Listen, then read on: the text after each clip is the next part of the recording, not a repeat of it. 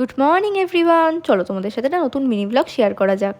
তো সকাল সকাল তো ঘুম থেকে উঠেই পড়েছি, আর ব্রাশ করতেই মা ধরিয়ে দিল এখানে কুলেখাড়ার রস, যেটা জঘন্য খেতে। তাও আমার মুখের রিয়াকশন থেকে বুঝতেই পারছো যে কত কষ্ট করে আমাকে খেতে হলো। তো এইটা তো কষ্ট করে খেলাম, আর তারপরেই রয়েছে একটা ভালো জিনিস, সেটা হচ্ছে লুচি, আলুর দম আর মিষ্টি। এটাই ছিল সকালের আমার ব্রেকফাস্ট। আর রোজকারের মতো আজকেও আলুর দমটা মা দুর্দান্ত বানিয়েছিল। আর স্নান করে উঠতেই মা বললো যে গোপালকে দুপুরকার ভোগটা একটু দিয়ে দেওয়ার জন্য। আর আমিও এখানে ভোগ দেওয়ার জন্য গোপালের থালাটা সুন্দর করে সাজিয়ে নিচ্ছিলাম। আর তুলসী পাতা ছাড়া তো গোপালের যে ভোগই দিই না কেন সেটা অসম্পূর্ণই রয়ে যায়। আর তারপর থালাটা সাজানো হয়ে গেলে গোপালকে দুপুরকার ভোগটা দিয়ে দিলাম।